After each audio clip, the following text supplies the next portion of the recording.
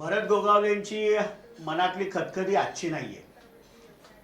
2022ला ज्यावेळेला शिवसेनेमध्ये तो उठाव झाला आणि विधिमंडळातनं जे 16-17 आमदार पहिल्यांदा माननीय एकनाथरावजी शिंदे साहेबांबरोबर बाहेर पडले, ठाण्याला गेले, नंतर सुरतला गेले, त्यामध्ये हे तिघही जण होते.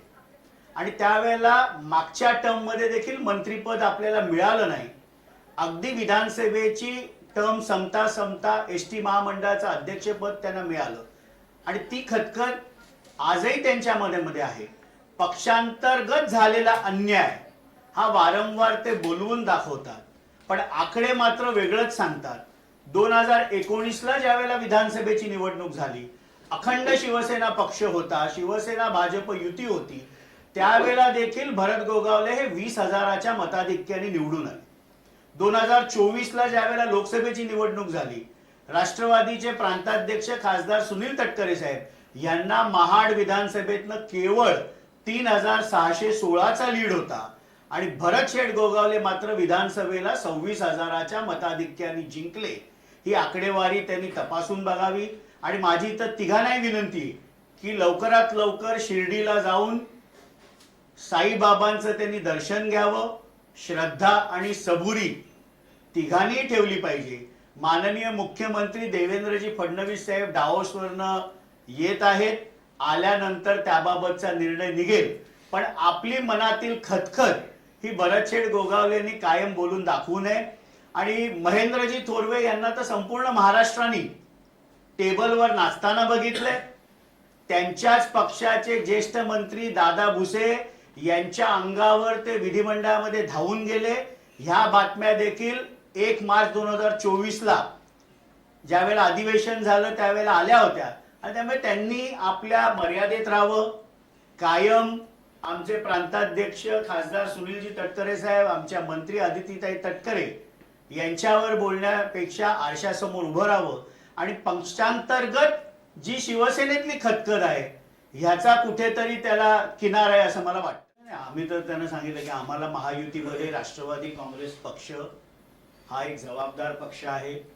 महायुतीला मिळालेल्या प्रचंड मताधिक्याला कुठेही गालबोट राष्ट्रवादी काँग्रेस पक्षाच्या कुठल्या वक्तव्यानी कुठल्या कृतीनी लागेल अशी आमची अजिबात इच्छा नाही. पण वारंवार हे रायगडचे तिन्ही नेते ज्या प्रकारे बोलत आहेत, माझी शिवसेनेचे मुख्य नेते माननीय उपमुख्यमंत्री एकनाथरावजी शिंदे साहेब यांना विनंती आहे की आवर घालवा. आता बरंच काही पाणी पुलाखालनं वाहून गेलेलं आहे. आम्ही जर टीकेला लागलो, म्हणजे मला कधी कधी वाटतं की भरत शेठ गोगावले अजूनही आपण विरोधी पक्षामध्ये भूतकाळातनं वर्तमानामध्ये आलेत की नाही. आपण एका संविधानिक पदावर आहोत, आपण कॅबिनेट मंत्री आहोत आणि आपणच कायदा आणि सुव्यवस्था तोडायला लागलो, टायर रस्त्यावर उतरून जाळायला लागलो, तर राज्याची कायदा व सुव्यवस्था खराब झाली आहे.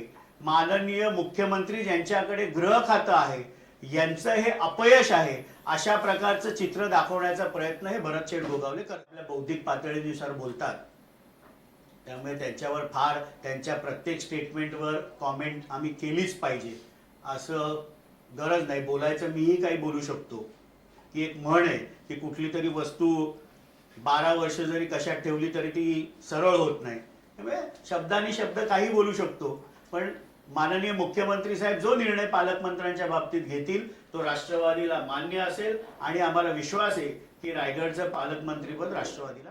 आकडेवारी सांगितली ना की लोकसभेला केवळ 3,616चा लीड हा महाड विधानसभेतनं तटकरे साहेबांना आहे. भरत शेठ गोगावले हे 26,000 मतांनी जिंकले आणि ज्यावेळेला शिवसेना अखंड होती 2019ला त्याही वेळेला ते केवळ 20,900 का 20,800च्या मताधिक्याने जिंकले होते. त्यामुळे आकडेवारी बरंच काही बोलून जाते. महेंद्र थोरवेंनी तर लोकसभा निवडणुकीमध्ये महायुतीचे शिवसेनेचे उमेदवार श्रीरंग अण्णा बारणे हे 17,660नी पिछाडीवर होते. त्यामुळे आकड्यांकडे त्यांनी बघावं. वायफळ बडबड म्हणून मी त्यांना विनंती करतो की शिर्डीला जाऊन तिघांनी साईबाबांचं दर्शन घ्यावं. श्रद्धा सबुरी या शब्दांचा अर्थ खऱ्या अर्थाने तिथे शिर्डीला गेल्यावर त्यांना कळेल.